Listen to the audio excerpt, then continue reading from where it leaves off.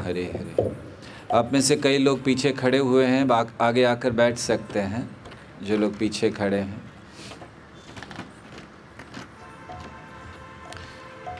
Mic है, it's working.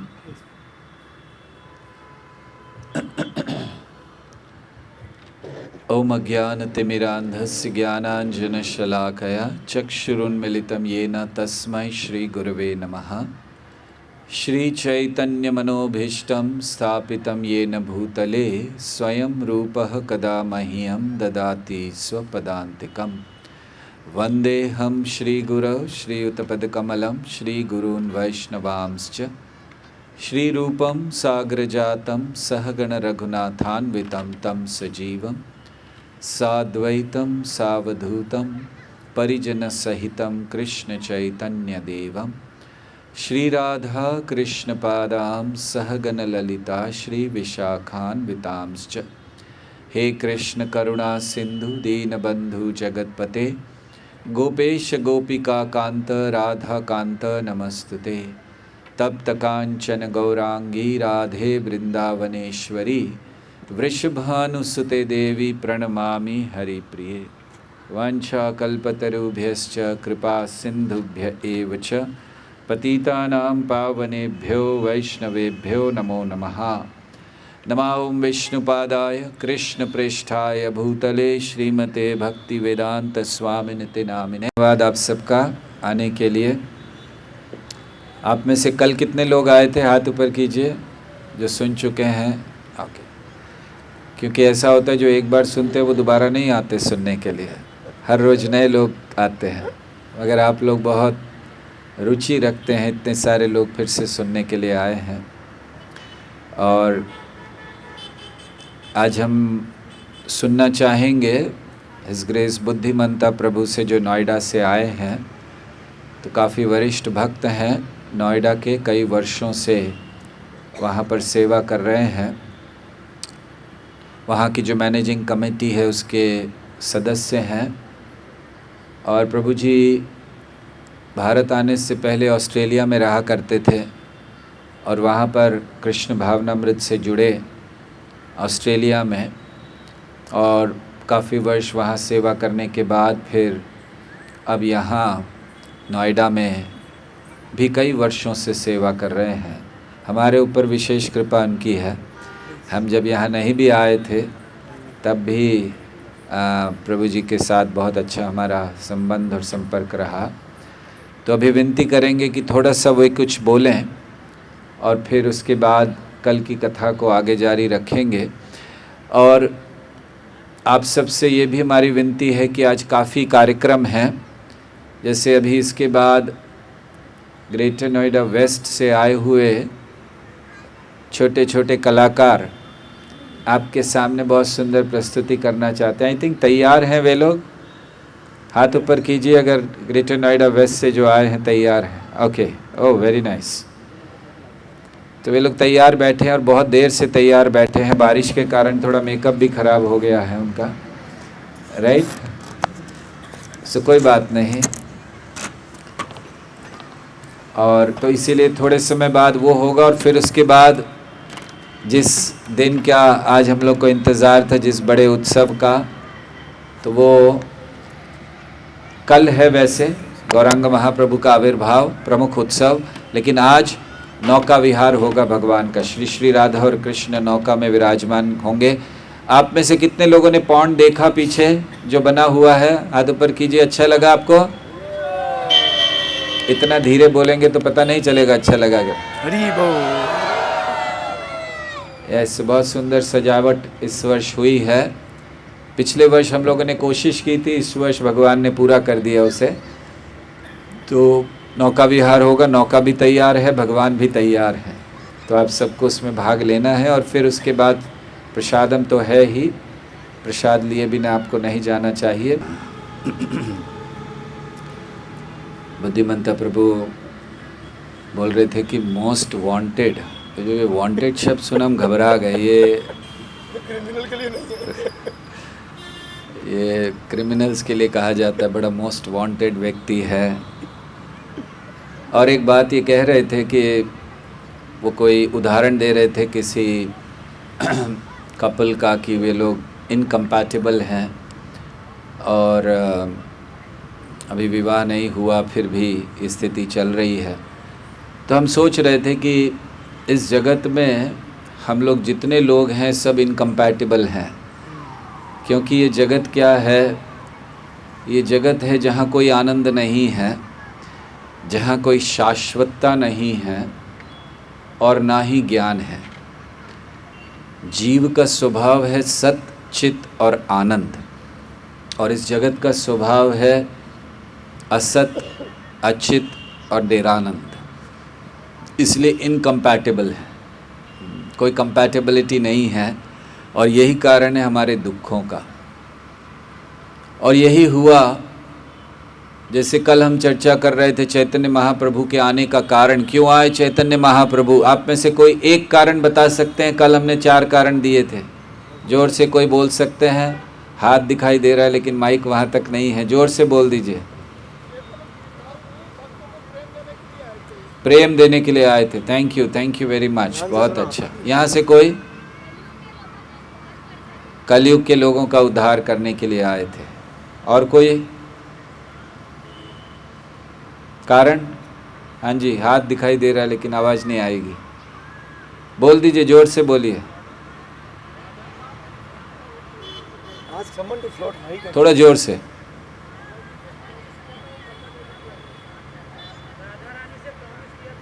और राधा रानी से प्रॉमिस किया था, बताने आए थे। Thank you. हरि नाम संकीर्तन का प्रचार करने, थैंक यू।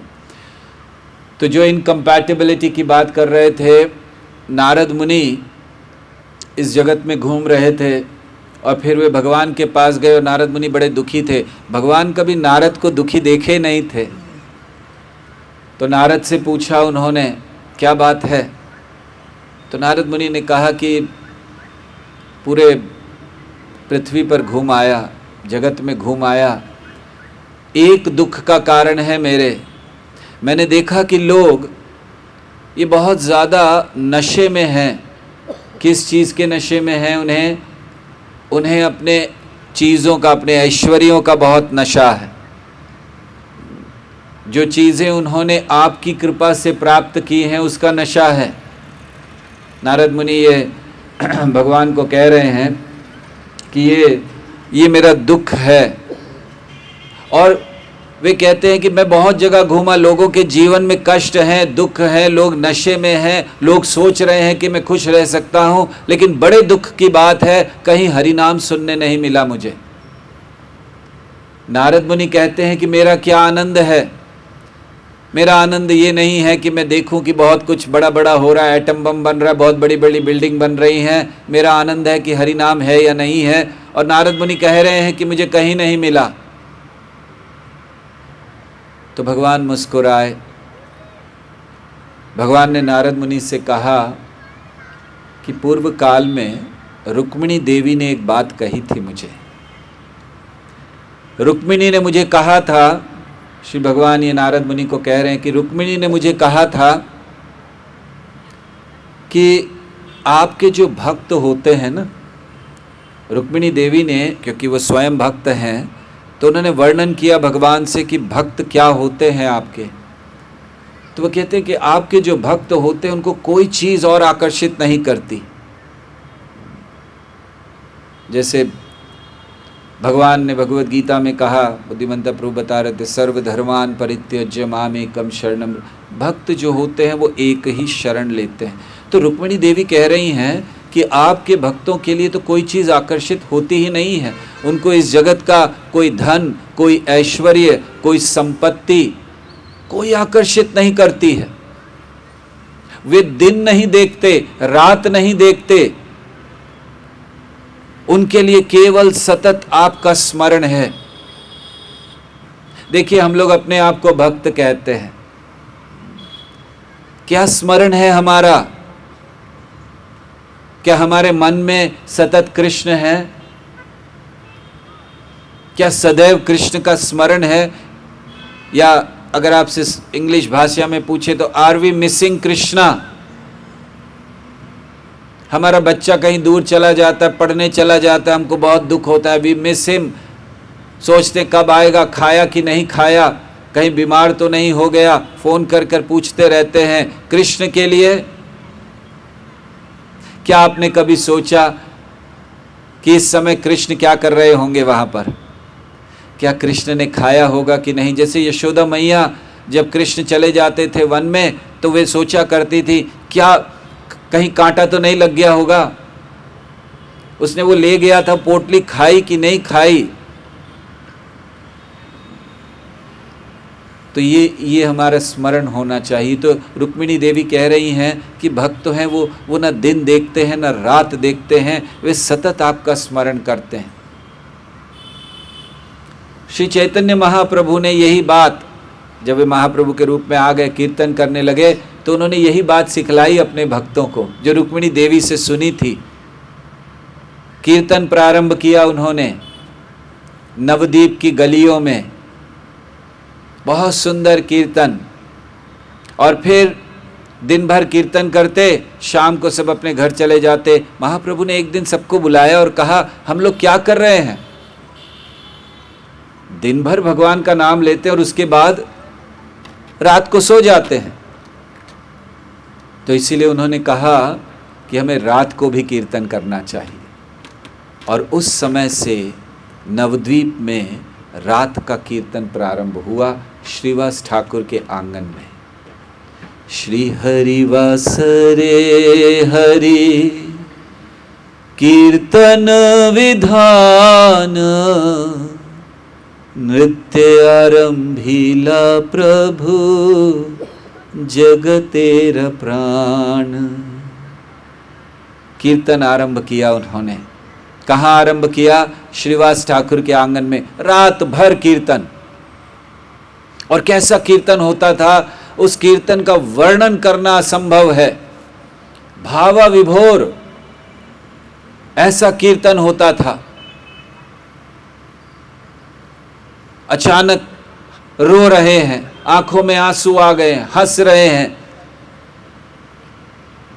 तो ऐसे कीर्तन को प्रकट किया श्री चैतन्य महाप्रभु ने। तो रुक्मिणी देवी ने ये समझाया था कि आपके जो भक्त हैं वो हमेशा आपका स्मरण करते हैं और एक आनंद का अनुभव करते हैं। तो कृष्ण के हृदय में, कृष्ण स्वयं इन नारद मुनि को कह रहे कि हमारे हृदय में एक इच्छा उत्पन्न हो गई, और बड़ी तीव्र इच्छा, उस प्रेम का अनुभव करना चाहता हूं मैं। ये क्या है मेरे भक्तों में, मुझ में क्या है कि मेरे भक्त ना दिन देखते हैं ना रात देखते हैं, ना उनको कोई धन चाहिए, ना सुंदरी चाहिए, ना उनको कोई मान सम्मान चाहिए, ना संपत्ति चाहिए, वे केवल कृष्ण चाहते हैं।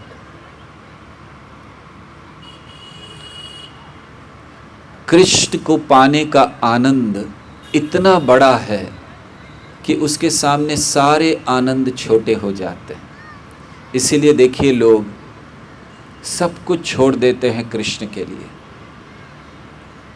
समाज में कभी कभी इसको अच्छा नहीं माना जाता कि अरे सब कुछ छोड़ दिया, कुछ नहीं कर रहे हैं। लेकिन उस भक्त की चेतना क्या होगी जो इस जगत के सारे चीज़ों को तुच्छ मानने लगे और केवल कृष्ण को महत्व दे। सच्ची भक्ति क्या है? सच्ची भक्ति कोई दिखावा नहीं है। सच्ची भक्ति एक हाथ में प्लेट लेकर आरती कर लेना नहीं है। ऑफ कोर्स वो भक्ति का अंग है, लेकिन सच्ची भक्ति है कृष्ण को अपना प्रेम प्रदान करना। सच्ची भक्ति है कृष्ण से ये कहना कि आपके चरणों में आ गया हूं, मुझे स्थान दीजिए।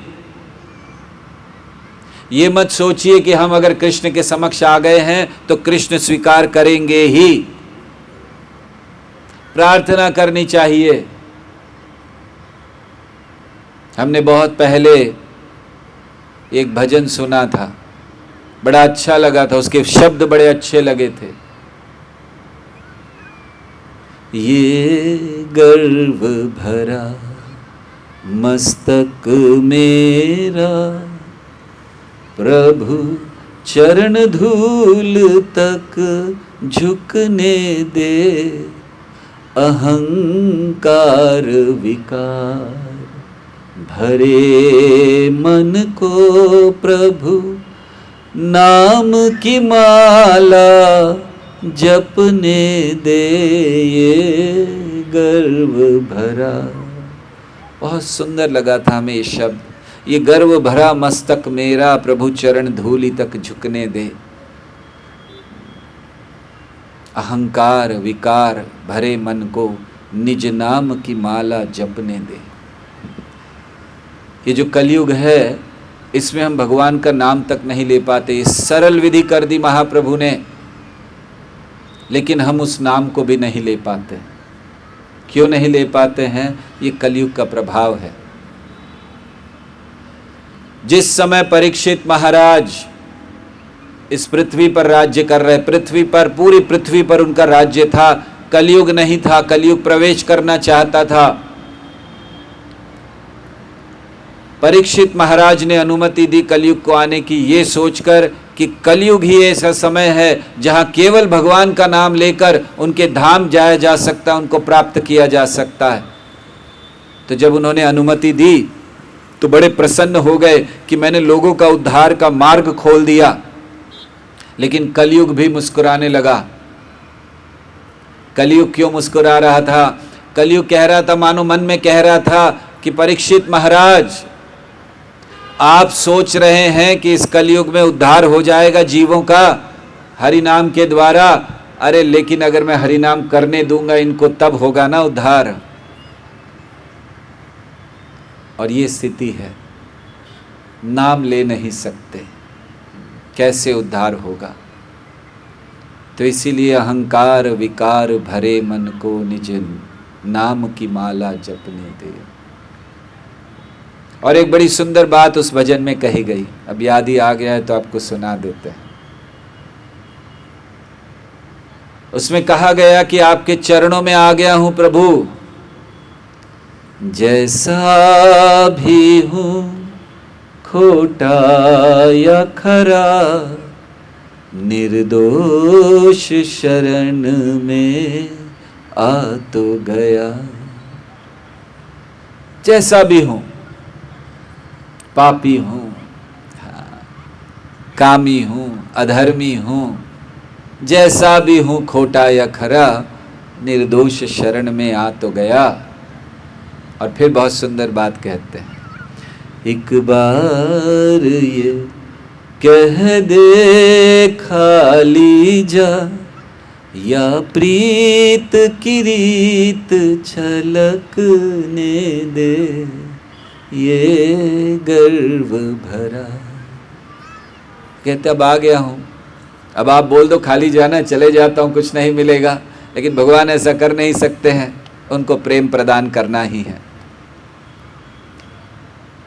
तो रुक्मिणी देवी की ये बात सुनकर कि भक्त ऐसे होते हैं, उनके हृदय में इच्छा हुई, मैं भी वो आस्वादन करना चाहता हूँ, मैं भी देखना चाहता हूँ कि जब भक्त मुझे देखते हैं, जब भक्त मेरे विरह में होते हैं, जब भक्त मेरी भक्ति करते हैं, क्या मन में होता है उनके, क्या अनुभव करते हैं वो, मैं वो अनुभव करना चाहता हूँ।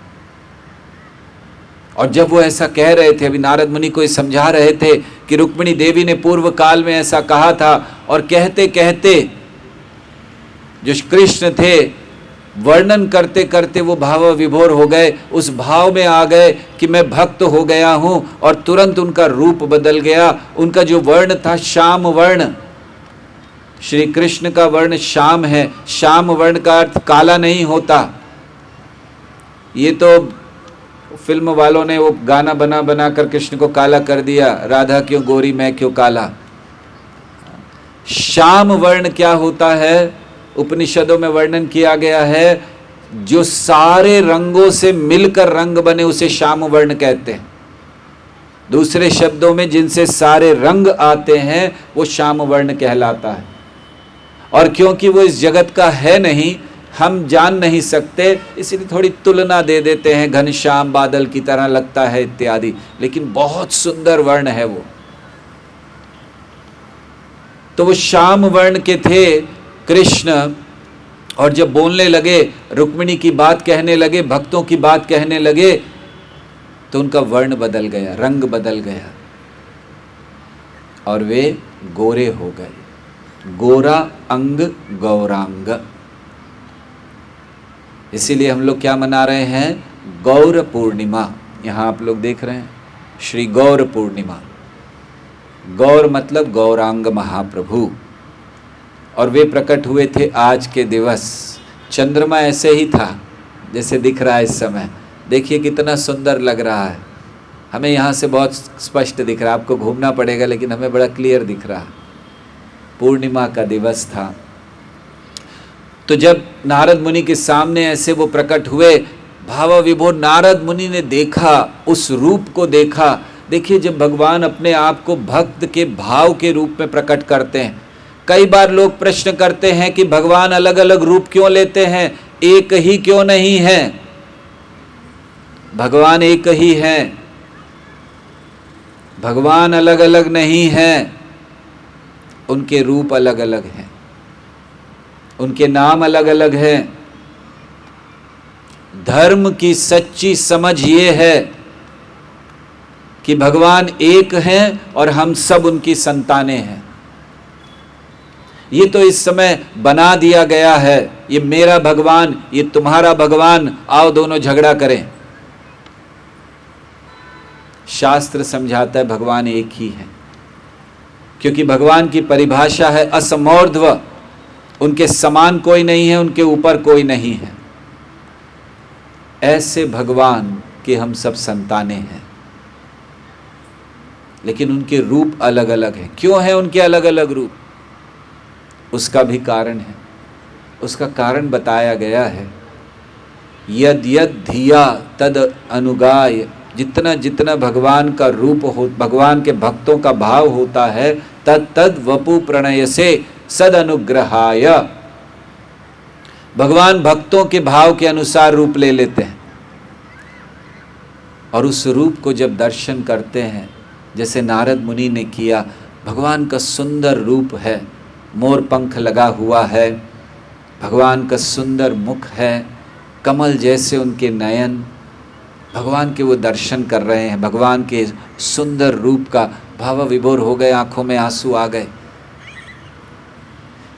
आंखों में आंसू दो तरह से आते हैं, जब व्यक्ति बहुत दुखी होता है, रोता है, और जब आनंद आता है, उस आनंद को जब वो रख नहीं पाता हृदय में, तो आंसुओं के रूप में प्रकट हो जाता है।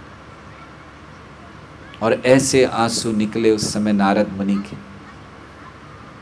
और तब चैतन्य महाप्रभु ने कहा कि जाओ, तब कृष्ण ने कहा जाओ, जाओ ब्रह्मा जी के पास, जाओ शिव जी के पास, जाओ सारे देवताओं के पास, और जाओ घोषणा कर दो।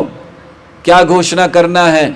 अहम पूर्ण भविष्यामि युग संध्यो विशेषतः मायापुरे नवद्वीपे भविष्यामि शचीसुतः। उन्होंने कहा जाकर घोषणा कर दो, ब्रह्मा जी को बताओ, शिव जी को बताओ, सारे देवताओं को बताओ, अहम पूर्ण भविष्यामि, मैं अपने पूर्ण रूप में आऊंगा। भविष्यामि मतलब आऊंगा भविष्य में। अहम पूर्ण भविष्यामि, कब आऊंगा? युग संध्यो विशेषतः, जब विशेष युग संध्या होगी, मतलब एक युग समाप्त हो रहा होगा, दूसरा युग आरंभ हो रहा होगा, उसको युग संध्या कहते हैं। और विशेषता मतलब वो विशेष होगा, क्यों? जिसमें कृष्ण आए होंगे। तो जिस द्वापर में कृष्ण आते हैं, उसके कलयुग में श्री चैतन्य महाप्रभु आते हैं। और वे महाप्रभु आए और उन्होंने कहा कलयुग में युग संध्या विशेषता कहाँ आएंगे? मायापुरे नवद्वीपे भविष्यामि शचीसुतः, शची माता के पुत्र के रूप में आऊंगा, जाओ घोषणा कर दो। तो फिर नारद मुनि अब इस घोषणा को लेकर अब बहुत प्रसन्न हो गए, और नारद मुनि ने सोचा कि अब सबको बताना है, सबको ये घोषणा करनी है, सबको बताना है। कि महाप्रभु आ रहे हैं, प्रकट होने वाले हैं, और ये रूप बड़ा सुंदर है, इस रूप में वो किसी का वध नहीं करेंगे। तो फिर क्या करेंगे? हमारे हृदय में बैठे हुए असुरों को मारेंगे। तो नारद मुनि वहां से चले और इस गौरांग रूप का स्मरण करते हुए वे सर्वत्र कीर्तन करते हैं। नारद मुनि बजाए वीणा राधिका रमण नामे। नारद मुनि की वीणा पर राधिका रमण ये बारंबार बजता रहता है। तो ऐसे जब ये घोषणा हो गई, नारद मुनि बड़े प्रसन्न हुए और फिर अब वे उस समय का इंतजार करने लगे, उस पूर्णिमा का, फाल्गुन मास की पूर्णिमा का, कि जहां भगवान प्रकट होंगे, श्री चैतन्य महाप्रभु प्रकट होंगे। श्री चैतन्य महाप्रभु की, बहुत धीरे से बोला, प्रकट नहीं होंगे महाप्रभु ऐसे। श्री चैतन्य महाप्रभु की। तो अब वो समय आने वाला था जब जगन्नाथ मिश्र और शची माता के घर में वो प्रकट होने वाले हैं। जगन्नाथ मिश्र कौन हैं? वसुदेव के अंश अवतार, और शची माता ये देवकी, या कह सकते हैं नंद महाराज और यशोदा के ये अवतार। और अब बहुत जल्द महाप्रभु प्रकट होने वाले हैं। कब होने वाले हैं? कल ये गौर पूर्णिमा का उत्सव है, ये उत्सव का आखिरी दिवस है कल, और यहाँ भगवान का अभिषेक होगा, भगवान प्रकट होंगे। तो कल वर्णन करेंगे कि कब जब भगवान प्रकट हुए तो कैसे लोगों में उत्साह फैल गया, क्या क्या हुआ, क्या ग्रहों की स्थिति थी, कैसे उस स्थान पर जहाँ वो प्रकट हुए उस स्थान पर क्या आनंद आया, भक्तों का क्या भाव था। ये सारा वर्णन अब हम कल करेंगे जब श्री चैतन्य महाप्रभु के आविर्भाव का दिवस गौर पूर्णिमा होगा। हरे कृष्णा।